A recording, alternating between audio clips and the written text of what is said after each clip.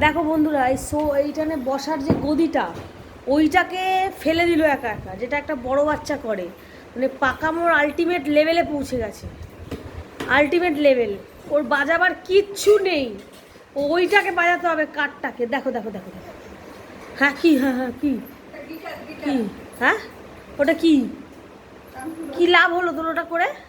বল কি, কি বল, কি প্রয়োজন বলতে পারছে না। কি, হ্যাঁ